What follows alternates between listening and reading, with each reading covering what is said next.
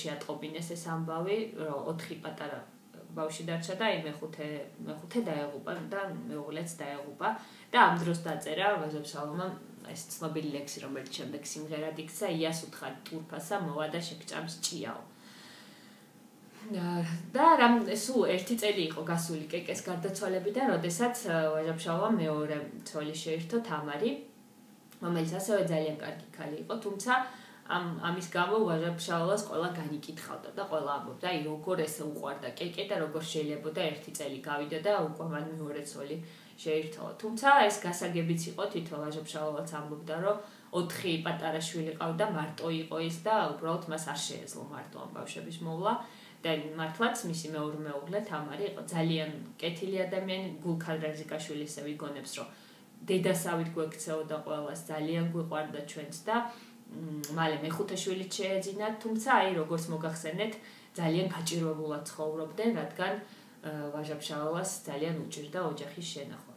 ამ სიტუაციას მეუღლეც ხვდებოდა, მეუღლე იხსენებდა თამარის შემდეგ, რომ მე მისი ხასიათი გავიგე, ვიცოდი, რომ ეს თავისი ანგელოზები, რომ ეს სტუმრებიან აუცილებლად მან უნდა დაწეროს.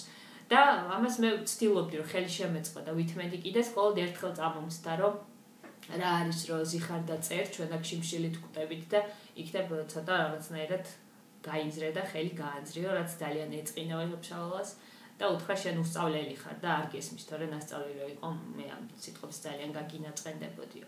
მისი ვაჟა-ფშაველის ეს სიტუაცია ყველას კარგად ესმოდა, განსაკუთრებით ილია ჭავჭავაძე ედგა მას მხარში და მწერალთა კავშირიდან მას ვაჟა-ფშაველას დაუნიშნა ხელფასი.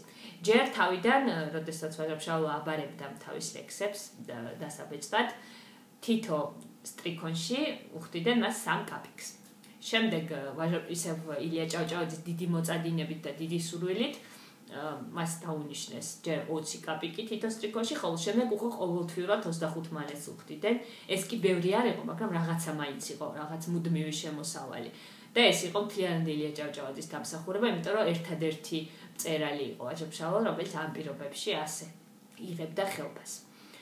ვაჟა-ფშაველა აი ამ 1900 წლებიდან უკვე საერთოდ აღარ ჩამოდიოდა თბილისში, მხოლოდ ჩარგალში ცხოვრობდა, წერდა, მუშაობდა და როდესაც ეკითხებოდნენ, რატომ არ ჩამოდიხარ თბილისში? თბილისში ყველას ძალიან უყვარდა ვაჟა-ფშაველა, მწერლებს აფასებდნენ ძალიან, სიცოცხლეშივე ძალიან აფასებდნენ.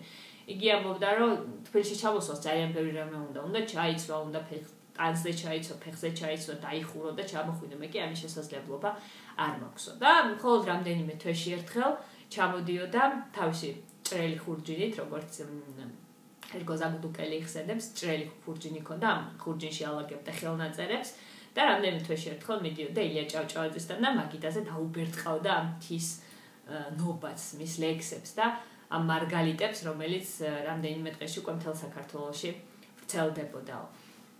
ვაჟა-ფშაველა ძალიან უყვარდათ და ძალიან აფასებდნენ სიცოცხლეშივე მის ნაწარმოებებს. გარდა პოემებისა, ლექსებისა და მოთხრობებისა, მასაც იგი ასევე წერდა ძალიან საინტერესო ეთნოგრაფიულ წერილებს ფშავლების ცხოვრებაზე, ხევსურების ცხოვრებაზე, ადათ-წესების ამსახველს და მისი რა თქმა უნდა, ყველაზე მთავარი და მისი გამორჩეული სტილი იმაში მდგომარეობს, რომ მას ყველაზე უკეთესმოდა ბუნების და აღწერდა არა მარტო ადამიანების და ფშაველების ყოფა ცხოვრებას, ასევე ცხოველების და ბუნების საერთოდ. და ითვლება, რომ ვაჟა-ფშაველა არის ერთ-ერთი პირველი ქართველი მწერალი, რომლის მოთხრობის მთავარი გმირები არიან ზუსტად უსულო საგნები, მცენარეები, ია, ქუჩი, მთისწყარო, ხმელიწიფელი და ასე შემდეგ.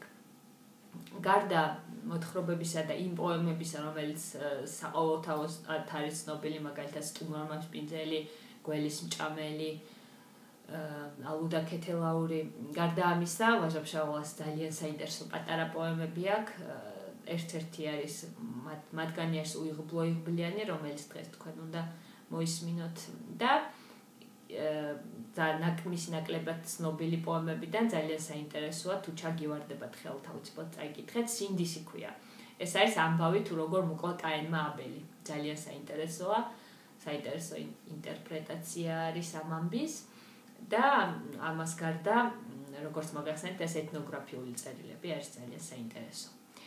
ვაჟა-ფშაველას თავიდანვე ახალგაზრდობიდანვე შერყეული ჰქონდა ჯანმრთელობა იმის გამო რომ მუდმივად შრომობდა და ძალიან გაჭირვებულ პირობებში უხდებოდა ცხოვრება და 1915 წელს საბოლოოდ შეერყა ჯანმრთელობა, თბილისში ჩამოვიდა სამკურნალოდ, ჯერ ეგონა რომ ბლოდ ფიტობის არდება ჭირდა, მაგრამ აღმოჩნდა რომ მას ჰქონდა პლევრიტი ძალიან მძიმე ფორმით და თითქოს ერთი პერიოდი ცოტა უკეთესად იყო თბილისში მკურნალობის შემდეგ და გადაწყვეტეს და მას გაუმართეს შემოქმედებით საღამო, სადაც მიართვეს დაფნის გვირგვინი, რომელსაც ეწერა ქართული პოეზიის არწივს.